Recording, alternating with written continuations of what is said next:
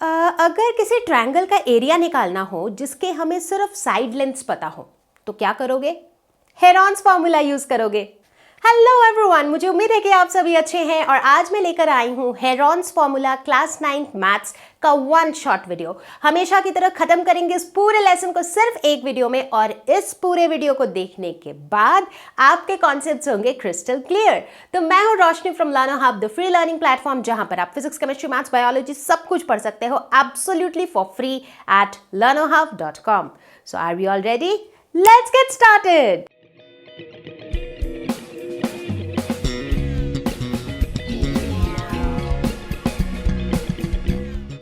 तो बच्चों, दिमाग में ये बात आ रहा होगा कि हेरॉन्स फॉर्मूला क्या है, ये क्वेश्चन आ रहा होगा। साथ ही ये क्वेश्चन आ रहा होगा कि हम ये हेरॉन्स फॉर्मूला के बारे में क्यों पढ़ने वाले हैं एक पूरे लेसन में, राइट? तो मैं आपको बताऊं कि हेरॉन्स फॉर्मूला एक ऐसा फॉर्मूला है जिसके हेल्प से हम ट्रायंगल का एरिया निकाल पाते हैं बड़ी आसानी से, ठीक है। अब किसी भी शेप का एरिया निकालना हमारे लिए बहुत सिग्निफिकेंट होता है। क्यों? क्योंकि देखो, डे टू डे लाइफ में कई सारी ऐसे काम होते हैं, कई सारी चीज़ें हम ऐसे करते हैं जिसके लिए हमें एरिया कैलकुलेट करना ही पड़ता है। फॉर एग्जाम्पल, लेट अस से कि आपका जो कमरा है which is in the shape of a square, let's say. अब आपने डिसाइड किया कि उस पूरे कमरे की जो फ्लोर है ना, उसके ऊपर आप कारपेट लगवाओगे, ठीक है। तो आपको कितना बड़ा कारपेट चाहिए ये बताने के लिए क्या कैलकुलेट करना पड़ेगा? आपको अपने फ्लोर का एरिया कैलकुलेट करना पड़ेगा, राइट? तभी तो आप एग्जैक्ट नाप का कारपेट लाओगे, है ना। उसी तरह अगर मान लो आपका बेड है which is rectangular in shape, अगर आपको बेड के एग्जैक्ट साइज का एक बेड कवर चाहिए तो आपको क्या मेजर करना पड़ेगा? आपके बेड का एरिया, यानी कि उस रेक्टेंगल का एरिया, राइट? उसी तरह अगर let's talk about a park, एक पार्क है जिसमें पूरा नीचे ग्रास से ढका हुआ है पार्क, लेकिन अब मान लो मुझे वो जो पूरा जो एरिया है ना उसका वो कैलकुलेट करना है कि भाई कितना बड़ा पार्क है। ये जानने के लिए हम एरिया कैलकुलेट करेंगे किसका? उस पर्टिकुलर पार्क का। अगर वो ट्रायंगल के शेप में है तो हम उस ट्रायंगल का एरिया कैलकुलेट करेंगे, अगर वो स्क्वायर के शेप में है तो स्क्वायर का एरिया कैलकुलेट करेंगे, अगर वो सर्कल के शेप में है तो हम सर्कल का एरिया कैलकुलेट करेंगे, राइट?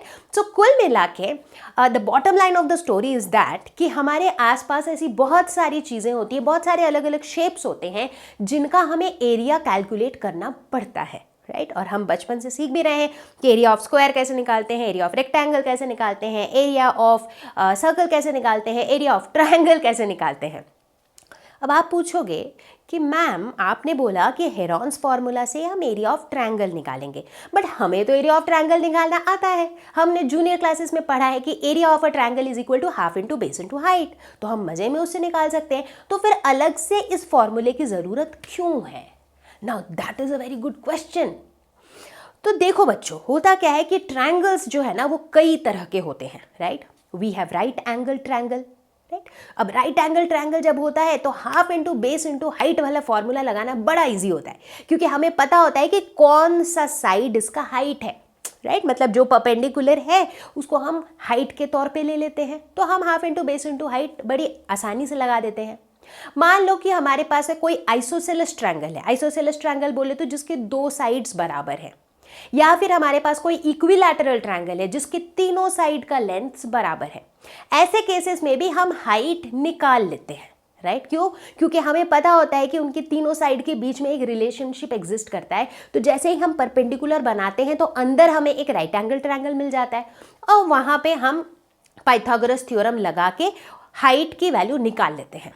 लेकिन दिक्कत तब आती है जब हमारे पास एक स्केलिन ट्रायंगल हो, यानी कि एक ऐसा ट्रायंगल हो जिसके तीनों साइड का लेंथ अलग अलग है, ठीक है। और ऐसे केस में अगर मेरे पास गिवन सिर्फ इतना है कि भाई ये जो तीनों साइड्स हैं इनके लेंथ्स ये हैं, लेट्स से ए, बी और सी इनके साइड के लेंथ्स हैं, अब तुम इस ट्रायंगल का एरिया निकालो। अब यहाँ पर सबसे बड़ी प्रॉब्लम ये आ जाती है हमारे सामने कि हम हाइट कैलकुलेट ही नहीं कर पाते हैं, राइट? क्योंकि तीनों साइड्स जो हैं वो अलग अलग लेंथ्स के हैं, तो हमें समझ ही नहीं आता है कि हम हाइट को कैसे निकालें। We don't have any clue to calculate the height. तो यानी कि हमारा ये half into base into height वाला फॉर्मूला जो है वो ऐसे सिचुएशन में फेल हो जाता है। Exactly, and that is why we talk about Heron's formula.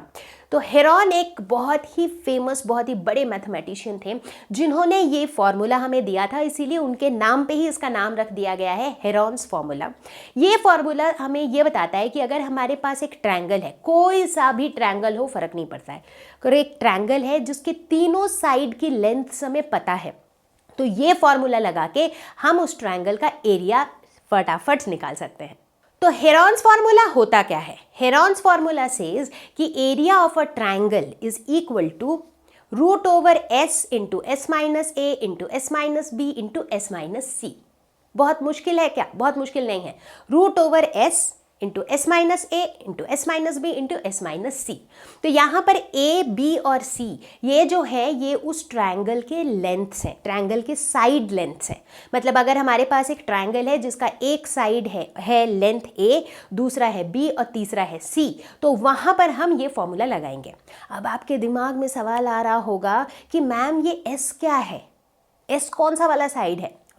S जो है ये है सेमी पेरीमीटर। सेमी पेरीमीटर मतलब, पेरीमीटर तो सबको पता है राइट, मतलब पूरा बाउंड्री को हम पेरीमीटर कहते हैं राइट। जैसे कि let's say if we talk about a rectangle, तो रेक्टेंगल का पेरीमीटर क्या हो जाएगा? उसके जो चारों साइड्स हैं उनका सम। अगर हम बात करें एक सर्कल की, तो सर्कल का पेरीमीटर क्या हो जाएगा? उसका पूरा गोल boundary, that is the circumference right. उसी तरह अगर हम ट्रायंगल के पेरीमीटर की बात करें तो क्या हो जाएगा? Sum of the three sides, that is perimeter. ठीक है, लेकिन यहां पर S stands for semi perimeter. Semi मतलब आधा, जैसे सर्कल मतलब पूरा गोल, सेमी सर्कल मतलब आधा सर्कल, उसी तरह सेमी पेरीमीटर मतलब आधा ऑफ पेरीमीटर। यानी कि semi perimeter S is equal to A plus B plus C divided by 2 right. A plus B plus C मेरा पेरीमीटर ऑफ द ट्रायंगल हो गया, उसको 2 से डिवाइड कर दिया तो सेमी पेरीमीटर आ गया। ठीक है, तो हेरॉन्स फॉर्मूला को कैसे लगाएंगे हम? अगर हमारे पास कोई भी ट्रायंगल है, कोई सा भी ट्रायंगल है जिसके तीनों साइड के लेंथ हमें पता है A B C, तो हम वहां से उसका सेमी पेरीमीटर निकाल सकते हैं A plus B plus C by 2, और उसके बाद चुपचाप आराम से सीधा सीधा आंख बंद करके हम लगा देंगे Heron's formula, which is A that is area is equal to root over S into S minus A into S minus B into S minus C. ठीक है, तो देखो इस पूरे लेसन का बस एक यही कॉन्सेप्ट था जो आपको समझना था, and I am pretty sure काफी स्ट्रेट फॉरवर्ड था, तो समझ में आ गया होगा। लेकिन सिर्फ समझने से नहीं चलेगा, पेन और पेपर लेके रेडी सभी लोग। तो चलो अब हम लोग देखेंगे कुछ क्वेश्चंस। तो चलो देखते हैं एक एग्जाम्पल से हेरॉन्स फॉर्मूला और क्लियर होगा। ठीक है, तो यहाँ पर एक क्वेश्चन है। क्वेश्चन कह रहा है find area of a triangle two sides of which are 8 centimetre and 11 centimetre and perimeter is 32 centimetre. यहाँ पे ना बच्चों मैं बताती हूँ कि कहाँ पे गलती हो जाती है। कई बार ना हड़बड़ी में, टेंशन में, प्रेशर में, एग्जाम के प्रेशर में ना आप जल्दी जल्दी में ऐसा पढ़ लेते हो कि ये शायद जो 8 सेंटीमीटर, 11 सेंटीमीटर और 32 सेंटीमीटर है ये तीनों साइड का लेंथ है, बट ऐसा है नहीं। 2 साइड का लेंथ दिया हुआ है और पूरे ट्रायंगल का पेरीमीटर दिया हुआ है। ठीक है, तो सबसे पहले नोट डाउन करेंगे कि क्या क्या दिया हुआ है। तो जैसे लेट अस सपोज कि ये मेरा एक ट्रायंगल है, लेट्स से ABC। ठीक है, अब इस क्वेश्चन के हिसाब से एक साइड का लेंथ है 8 centimetre. So let's suppose, just assume कि this is 8 centimetre, let's say कि दिस इज 11 सेंटीमीटर। ठीक है, और तीसरा वाला जो है, ये वाला जो साइड का लेंथ है वो मुझे पता नहीं है। ठीक है, लेकिन मुझे क्या पता है, पेरीमीटर इज 32 सेंटीमीटर। पेरीमीटर क्या होता है? पूरा बाउंड्री। तो इस ट्रायंगल का पूरा बाउंड्री क्या हो जाएगा? तीनों साइड का लेंथ, है ना। तो इसका मतलब एक तरीके से हम कह सकते हैं कि A plus B plus C that is perimeter, assuming A, B और C जो है ये इस ट्रायंगल के तीनों साइड्स हैं। So this is given as 32 centimetre. ठीक है, अब मान लो कि A की वैल्यू है 11 सेंटीमीटर, B की वैल्यू है 8 सेंटीमीटर, तो क्या हम C निकाल पाएंगे? बिल्कुल निकाल पाएंगे, इसमें पूछने वाली क्या बात है। तो C हो जाएगा 32 माइनस 11 प्लस 8, होगा ना, यही आएगा। तो ये हो जाएगा 32 माइनस 19, तो ये हो जाएगा 13 सेंटीमीटर। तो यानी कि मुझे ये जो एक साइड का लेंथ नहीं पता था, सबसे पहले तो मैंने वो निकाल लिया 13 सेंटीमीटर। ठीक है, तो अब मुझे तीनों साइड का लेंथ पता है। ओके, अब जब तीनों साइड का लेंथ पता है तो मैं सीधा सीधा हेरॉन्स फॉर्मूला लगा सकती हूँ, जो कहता है कि area of a triangle is equal to root over S into S minus A into S minus B into S minus C. अब आप बोलोगे कि मैम एस की वैल्यू भी तो निकालनी है। एस क्या होता है? सेमी पेरीमीटर, मतलब पेरीमीटर का आधा। पेरीमीटर तो बच्चों यहाँ दिया हुआ ही है 32 सेंटीमीटर, तो सेमी पेरीमीटर कितना हो जाएगा? 32 का आधा, दैट इज 16 सेंटीमीटर। ठीक है, तो मतलब एस की वैल्यू भी निकल गई और ए बी सी तो हम ऑलरेडी निकाल ही चुके थे, है ना। तो अब सिर्फ वैल्यूज पुट करनी है, तो चलो पुट करते हैं। रूट ओवर 16 इंटू 16 माइनस ए की वैल्यू हमने यहाँ पे बोला 11 इंटू एस माइनस बी की वैल्यू 8 इंटू 16 माइनस सी की वैल्यू हमने कितनी निकाली थी? 13। तो इसे हम कैलकुलेट कर सकते हैं, तो ये आ जाएगा 16 इंटू 5 इंटू 8 इंटू 3, ये आ जाएगा। ठीक है, अब इसमें से हम क्या कर सकते हैं? देखो, जितना हम स्क्वायर रूट से बाहर निकाल सकते निकाल लेते हैं। जैसे मान लो 16, 4 इंटू 4 क्या होता है? 16 होता है, तो इसका हम स्क्वायर रूट निकाल सकते हैं। 4 को बाहर निकाल दिया, अंदर क्या बचेगा? 5 इंटू 8 इंटू 3। अब देखो 5 और 3 तो एज इट इज़ रहेगा स्क्वायर रूट के अंदर, है ना। 8 का देखो तो 4 इंटू 2 8 होता है, 4 इंटू 2, राइट। तो एक 2 तो अंदर ही रहेगा, लेकिन जो रूट ओवर 4 है वो क्या होगा? 2 होगा, तो इसीलिए उसको बाहर निकाल दो 2 को। तो ये आ जाएगा 8 रूट ओवर 30, इतना centimetre square. So this is your full and final answer. तो इसको देख के समझ में आया कि कैसे हम हेरॉन्स फॉर्मूला को अप्लाई करके एरिया निकालेंगे ट्रायंगल्स का। समझ आया थोड़ा बहुत? चलो और क्वेश्चन सॉल्व करेंगे। तो ये है हमारा प्रॉब्लम नंबर 1, जो कि आपके एनसीईआरटी एक्सरसाइज 12.1 का है, क्वेश्चन नंबर 1। ठीक है, क्वेश्चन कह रहा है अ traffic signal board indicating school ahead. देखा होगा ना, जैसे कहीं पे स्कूल वगैरह रहता है तो उससे पहले ना एक इस तरह का बोर्ड रहता है कि स्कूल अहेड, ताकि लोग थोड़ा आराम आराम से अपना गाड़ी चलाए, क्योंकि वहाँ पे बच्चे आना जाना करते होंगे। तो a traffic signal board indicating school ahead is an equilateral triangle with side A. तो ये जो बोर्ड है ना, देखो ट्रायंगल के शेप का है, and this is an equilateral triangle. Equilateral triangle वो होता है जिसके तीनों साइड्स का लेंथ बराबर होता है। अगर एक साइड ए है तो तीनों ही साइड ए है। Find the area of the signal board using Heron's formula. If its perimeter is 180 centimeter, what will be the area of the signal board? ठीक है, तो मतलब इस सिग्नल बोर्ड का मुझे एरिया निकालना है हेरॉन्स फॉर्मूला से। तो ये एक इक्विलैटरल ट्रायंगल है जिसके साइड के लेंथ्स कितने हैं? ए है। ठीक है, ओके। तो सबसे पहले तो हेरॉन्स फॉर्मूला क्या कहता है? हेरॉन्स फॉर्मूला के हिसाब से area is equal to root over S into S minus A into S minus B into S minus C. ये हेरॉन्स फॉर्मूला होता है मेरा, ये मुझे पता है। ठीक है, अब ए बी और सी की वैल्यू इस इक्विलैटरल ट्रायंगल के लिए बराबर है, और इन सब की वैल्यू कितनी है? ए है। ऐसा क्वेश्चन में दिया हुआ है, राइट, कि साइड कितना है? ए है। ओके, तो एस की वैल्यू मैं निकाल सकती हूँ बड़ी आसानी से। सेमी पेरीमीटर क्या हो जाएगा?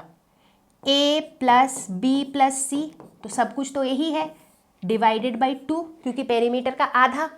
So this will be equal to 3a by 2। ये क्या निकल गया मेरा? Semi perimeter. अब ये वाली वैल्यू मैं यहाँ डाल के एरिया निकाल सकती हूँ, है कि नहीं? चलो निकालते हैं। तो ये क्या हो जाएगा? रूट ओवर एस की जगह मैंने डाल दिया 3a by 2 into 3a by 2 minus A, 3a by 2 minus A, 3a by 2 minus A. ठीक है, अब इसे कैलकुलेट करेंगे। इनका एलसीएम ले लोगे तो हो जाएगा 3a माइनस 2a बाई 2, यानी कि a बाई 2, ये भी हो जाएगा a बाई 2 और ये भी हो जाएगा a बाई 2। क्लियर है, कोई डाउट नहीं है? अमेजिंग। अब देखो इसका क्या आएगा, 2 इंटू 2 इंटू 2 इंटू 2, यानी कि 2 टू द पावर 4 है। तो इसको अगर मैं स्क्वायर रूट से बाहर निकालूं, मतलब 2 इंटू 2 2 है तो एक 2 बाहर आ गया। ठीक है, यहाँ भी 2 2 है तो एक और 2 बाहर आ गया। ठीक है, उसी तरह देखो a टू द पावर 4 है तो उसका स्क्वायर रूट लोगे तो बाहर कितना आ जाएगा, a स्क्वायर, यानी कि a इंटू a बाहर आ गया। तो अंदर कुल मिला के बचा क्या, सिर्फ √3। तो ये क्या हो जाएगा, √3a स्क्वायर बाई 4। ठीक है, ये मेरा क्या निकल गया, ये जो है ये हो जाएगा मेरा area as per Heron's formula. ठीक है, अब second part of the question कह रहा है कि अगर इसका पेरीमीटर 180 सेंटीमीटर है, ठीक है, तो सिग्नल बोर्ड का एरिया क्या होगा। मतलब अब जो है मुझे पता है कि पेरीमीटर की वैल्यू 180 है, तो मतलब a की वैल्यू मैं निकाल सकती हूँ, बिल्कुल निकाल सकती हूँ। देखो पेरीमीटर की value, so what is perimeter, perimeter क्या हो जाएगा, a plus a plus a, right, that means 3a। और क्वेश्चन कह रहा है कि this is equal to 180 centimetre. तो यहां से मैं a की वैल्यू निकाल सकती हूं which will be 180 by 3, that is 60 centimetre, है ना। एक बार मैंने a निकाल लिया तो वही a की वैल्यू मैं यहाँ पे पुट कर सकती हूँ। तो ये हो जाएगा √3 into a square, that is 60 into 60 divided by 4। तो इसकी वैल्यू देखो कितनी आ जाएगी, 900 √3 सेंटीमीटर स्क्वायर। सो 900 इंटू √3 सेंटीमीटर स्क्वायर, ये हो जाएगा finally area of that signal board जब पेरीमीटर इज 180 सेंटीमीटर। ठीक है, समझ आ रही है अब चीज़ें कि कैसे हम हेरॉन्स फॉर्मूला को लगाते हैं डिफरेंट टाइप के क्वेश्चंस में। बहुत बढ़िया, एंड आई होप दैट आप भी मेरे साथ साथ इन क्वेश्चंस को सॉल्व कर रहे हो, क्योंकि मैथ्स एक ऐसा सब्जेक्ट है जिसको जब तक आप खुद से करके नहीं देखोगे ना तब तक वो मतलब अंडरस्टैंडिंग क्लियर नहीं होगी। ठीक है, तो चलो आगे बढ़ते हैं अगले क्वेश्चन की तरफ। तो बच्चों ये है हमारा प्रॉब्लम नंबर 2 जो कि है एनसीईआरटी एक्सरसाइज 12.1 का क्वेश्चन नंबर 2। तो क्वेश्चन कह रहा है the triangular side walls of a flyover have been used for advertisements. कभी देखा होगा आपने भी, जैसे फ्लाईओवर्स बने होते हैं ना, इस तरह से फ्लाईओवर्स रहते हैं तो उसके नीचे ना इस तरह का एक वॉल का जगह खाली रहता है, राइट। और देखो ये वॉल का अगर शेप देखो ना, मतलब इस जगह का, तो ये ट्रायंगल के शेप में है और वहाँ पे देखे होंगे ना बहुत सारे पोस्टर वोस्टर एडवर्टीजमेंट्स वगैरह लगे होते हैं। तो वैसा ही कुछ यहाँ पे भी है। The sides of the walls are 122 metre, 22 metre and 120 metre. मतलब वो जो ट्रायंगल बन रहा है उस ट्रायंगल के तीनों साइड्स के लेंथ दिए हुए हैं। The advertisements yield an earning of ₹5000 per metre square per year. एक साल में पर मीटर स्क्वायर एरिया के लिए 5000 रुपये जो हैं आते हैं इसके। A company hired one of its walls for 3 months। किसी कंपनी ने ये जो वॉल है ट्रायंगल के शेप में, इसको किराए पे लिया 3 महीने के लिए। How much rent did it पे। तो उस कंपनी ने कितने पैसे दिए 3 महीने के लिए। तो क्वेश्चन को पहले समझो। कोई भी कंपनी जिसने ये वॉल लिया है उसको रेट किस हिसाब से मिलेगा, पर मीटर स्क्वायर के हिसाब से। मतलब जितना इसका एरिया है उतना उसका कॉस्ट होगा, राइट। मुझे बताना है कि 3 महीने में वो कंपनी कितना रेंट पे करेगा, मतलब 3 महीने में इस एरिया का कितना पैसा लगेगा। तो सबसे पहले इस क्वेश्चन को समझते हुए सबसे पहले हमें क्या निकालना पड़ेगा, इस वॉल का एरिया। ये हमारा पहला स्टेप होगा यहाँ पे, ठीक है। कॉस्ट वगैरह तो बाद में आती है। तो सबसे पहला स्टेप हमारा क्या है, ये निकालना कि ये जो एरिया है वॉल का वो एरिया कितना होगा। अब चूंकि वो एक ट्रायंगल है जिसके तीनों साइड्स दिए हुए हैं तो हम हेरॉन्स फॉर्मूला लगा सकते हैं, ठीक है। So area will be equal to √S into S minus A into S minus B into S minus C. ठीक है, ओके। अब ए, बी और सी की वैल्यूज़ तो यहाँ पर दी हुई है, ए, बी और सी तीनों साइड के लेंथ्स दिए हुए हैं। अब चूंकि तीनों साइड के लेंथ्स दिए हुए हैं तो हम सेमी पेरीमीटर निकाल सकते हैं। तो चलो पहले सेमी पेरीमीटर निकाल लेते हैं। सेमी पेरीमीटर क्या हो जाएगा, A plus B plus C divided by 2। तो ये ए की वैल्यू मान लो 122 सेंटीमीटर है, बी की है 22 और सी की है 120। So this divided by 2। तो ये कितना हो जाएगा, 264/2, दैट इज 132 सेंटीमीटर। ये क्या हो जाएगा, ये हो गया मेरा सेमी पेरीमीटर, एस की वैल्यू। अब एस निकल गया तो यहाँ से हम एरिया भी निकाल लेंगे आसानी से, है ना। तो एस की वैल्यू डाल देते हैं 132 इंटू 132 माइनस ए हमारा कितना है 122 इंटू 132 माइनस बी कितना है 22 इंटू 132 माइनस सी कितना है 120।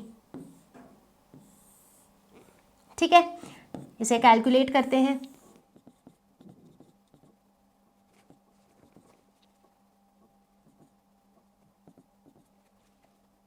तो अब स्क्वायर रूट निकालना है तो इसका फैक्टराइज करते हैं। देखो यहाँ पे एक 12 है, सो कुछ लॉजिकल ट्रिक्स जो आप भी लगाया करो। जैसे इधर 12 है ना, तो हम सोच रहे हैं कि अगर इधर भी एक 12 आ जाए ना, सो 12 इंटू 12 का स्क्वायर रूट 12 हो जाएगा, तो कैलकुलेशन थोड़ा इजी पड़ेगा। सो चलो देखते हैं क्या इसको हम 12 से डिवाइड कर सकते हैं। बिल्कुल कर सकते हैं। देखो 12 इंटू 12 1 ज़ा 12, 12 1 ज़ा 12, मतलब 12 इंटू 11 हम लिख सकते हैं। इसे लिख देते हैं। यहाँ पे 10 था। अब इस 110 को भी देखो हम कैसे लिख सकते हैं, 10 इंटू 11, राइट। तो अब देखो सब कुछ जोड़े में आ गया, 12 इंटू 12, इसको बाहर अगर निकाल देंगे तो एक 12 आ जाएगा। 11 दो बार है, इसको भी एक बार निकाल दो बाहर, स्क्वायर रूट निकालना है ना, इसीलिए 10 10 ये भी दो बार है, इसको भी एक बार निकाल दो बाहर, आ गया। तो ये कितना हो जाएगा, so this will be equal to 1320 metre square. ठीक है। सो बाय द वे यहाँ पर ये मीटर होगा, बिकॉज यहाँ पे सारे यूनिट्स किस में है, मीटर में है, it is not in centimetre. ठीक है। तो अब मैंने क्या निकाल लिया, अब मैंने निकाल लिया कि वो जो ट्रायंगुलर जो एरिया है, उस जो ट्रायंगुलर जो वॉल है, उस वॉल का एरिया कितना है वो निकाल लिया मैंने। अब हम बात करेंगे कॉस्ट की। देखो कॉस्ट क्या बोल रहा है, ₹5000 per metre square per year. एक साल में 1 मीटर स्क्वायर का कॉस्ट है 5000 रुपीज़। ठीक है, चलो कैलकुलेट करेंगे इधर। अब हम सिर्फ कॉस्ट की बात करेंगे। ठीक है, तो ये है मेरा स्टेप नंबर 2 इस क्वेश्चन का, जिसमें हम बात करेंगे कॉस्ट की। ठीक है, सबसे पहले बात करते हैं 1 ईयर, पर ईयर का बात करते हैं। एक साल में कॉस्ट की अगर बात करें तो according to question 1 metre square area के लिए कितना कॉस्टिंग है, ₹5000। तो मेरा एरिया कितना है 1320 मीटर स्क्वायर। तो 1320 मीटर स्क्वायर, इतने एरिया के लिए कितना कॉस्ट हो जाएगा, ₹5000 इंटू 1320, इतना कॉस्ट हो जाएगा, करेक्ट। बट ये कॉस्ट पर ईयर का है, मतलब पूरे साल का कॉस्ट इतना होगा। लेकिन यहाँ पर जिस कंपनी की बात मैं कर रही हूँ, इस कंपनी ने इस वॉल को कितने दिन के लिए हायर किया था, 3 मंथ्स के लिए। इसने पूरे साल भर के लिए तो लिया ही नहीं था, इसने 3 मंथ्स के लिए लिया था। तो अब कैलकुलेट करेंगे हम फॉर 3 मंथ्स। तो अब 3 मंथ्स की बात करेंगे। तो हम क्या देख रहे हैं कि ये जो कॉस्ट था, इतना जो कॉस्ट था, this cost was for 1 year. 1 year में कितने मंथ्स होते हैं, 12 मंथ्स होते हैं। तो मतलब 12 मंथ्स के लिए जो कॉस्ट था दैट वाज ₹5000 इंटू 1320। तो फिर 3 मंथ्स के लिए कितना हो जाएगा कॉस्ट, ये कॉस्ट हो जाएगा 5000 into 1320 divided by 12 into 3। Normal हमारा मैथ्स का यूनिटरी मेथड जो हम बचपन से करते हैं कि भाई 10 पेंसिल का दाम इतना है तो 1 पेंसिल का दाम कितना होगा, तो 6 पेंसिल का दाम कितना होगा। सो वही चीज़ है यहाँ पे, ठीक है। अब इसको कैलकुलेट कर लेते हैं। So this comes out to be 165,000 rupees. तो इतना जो कॉस्ट उसको पड़ेगा फॉर 3 मंथ्स, ठीक है। तो समझ में आया कि कैसे हमने पहले तो हेरॉन्स फॉर्मूला लगाया एरिया निकालने के लिए और उसके बाद हमने कॉस्ट की कैलकुलेशन करी, ठीक है। So this was a slightly lengthier question आप कह सकते हो, ठीक है। इस तरह के क्वेश्चंस भी आपको पूछे जा सकते हैं जिसमें मल्टीपल स्टेप्स इन्वॉल्व है, ठीक है। क्लियर हो गया ये? चलो और क्वेश्चन सॉल्व करेंगे। तो ये है हमारा प्रॉब्लम नंबर 3 जो कि एनसीईआरटी एक्सरसाइज 12.1 का है, क्वेश्चन नंबर 3। क्वेश्चन कह रहा है there is a slide in a park. देखा होगा वो चिल्ड्रंस प्ले एरिया में जो ऐसे वाले स्लाइडर लगे होते हैं, एक तरफ से बच्चे सीढ़ी से चढ़ते हैं और दूसरी तरफ स्लाइड करते हैं। One of its side walls has been painted in some color with a message keep the park green and clean. One of its side walls बोले तो ये वाला जो इधर का जो इस तरह का जो वॉल आएगा ना, इसका इस तरह के एक वॉल में कुछ इस तरीके से पेंट किया हुआ है ये पूरा एरिया और उसमें लिखा हुआ है keep the park green and clean, ठीक है। If the sides of the wall are 15 metre 11 metre and 6 metre find the area painted in colour. तो मुझे क्या निकालना है, ये जो वॉल जिसको कलर से पेंट किया गया है इस पूरे वॉल का एरिया निकालना है। तो देखो ये वॉल किस शेप में है, ऑब्वियसली ये ट्रायंगल के शेप में है और इस ट्रायंगल के तीनों साइड का लेंथ भी मुझे दिया हुआ है, यानी कि ए बी सी की वैल्यू दी हुई है, मुझे इसका एरिया निकालना है। Pretty straight forward, right. इस क्वेश्चन में आप तभी फंसोगे जब आपको क्वेश्चन का मतलब समझ में ना आए कि किस एरिया की बात कर रहे हैं। That area is a triangle. अगर आपको वही ना समझ आए तभी आप इस क्वेश्चन में फंसोगे, वरना तो काफ़ी स्ट्रेट फॉरवर्ड है, ठीक है। सबसे पहले हेरॉन्स फॉर्मूला लगाने के लिए मुझे सेमी पेरीमीटर चाहिए होता है एंड सेमी पेरीमीटर क्या होता है, a plus B plus C divided by 2, है ना। तो ये हो जाएगा 32/2, दैट इज 16 मीटर। तो ये तो सेमी पेरीमीटर निकल गया। अब हम लगाएंगे हेरॉन्स फॉर्मूला जो कहता है कि area is equal to root over S into S minus A into S minus B into S minus C. तो ये हो जाएगा root over 16 into 16 minus A into 16 minus B into 16 minus C. तो 16 into 1 into 5 into 10, ठीक है। इसे simplify करते हैं, चलो। तो इसको सिंप्लीफाई करने के लिए 16 को हम लिख सकते हैं 4 इंटू 4 इंटू 1 इंटू 5 इंटू 10 को हम लिख सकते हैं 5 इंटू 2। अब देखो स्क्वायर रूट के अंदर जोड़े में 4 इंटू 4 है, जोड़े में 5 इंटू 5 है। तो बाहर जो है हम लोग बाहर 4 निकाल सकते हैं, एक 5 निकाल सकते हैं एक, और अंदर रह जाएगा 2, that is 20√2 metre square. So this will be the area that is painted in colour, ठीक है। बहुत सिंपल क्वेश्चन था ये तो, बस खाली क्वेश्चन को पढ़ के लग रहा था पता नहीं क्या पार्क स्लाइड क्या बात हो रही है, but it was actually a pretty simple and straight forward question. तो आओ बच्चों देखते हैं एक और आखिरी प्रॉब्लम इस टॉपिक का। So this is our problem number 4 which has been picked from NCERT exercise 12.1 का क्वेश्चन नंबर 5। क्वेश्चन कह रहा है sides of a triangle are in the ratio 12:17:25 and its perimeter is 540 centimetre. मतलब अगर हमारे पास एक ट्रायंगल है तो इसके जो साइड्स हैं इनके एग्जैक्ट लेंथ तो हमें नहीं पता, बट क्वेश्चन में दिया हुआ है कि इनका पेरीमीटर 540 है, यानी कि a प्लस बी प्लस सी जो है दैट इज़ 540, ये दिया हुआ है। और ये दिया हुआ है कि ए बी सी का रेशियो ये है। तो उस केस में हम एज्यूम कर सकते हैं कि let us suppose a is 12x, b is 17x and c is 25x, क्योंकि जब हम ऐसा एज्यूम करेंगे तो इनके बीच का रेशियो कितना रहेगा 12:17:25, जैसा कि क्वेश्चन में दिया है, ठीक है। तो अब ये जो दोनों पीस ऑफ इंफॉर्मेशन है इसके हिसाब से हम लिख सकते हैं कि 12x plus 17x plus 25x is given as 540 centimetre, right. तो ये कितना हो जाएगा, ये हो जाएगा 54x इज इक्वल टू 540।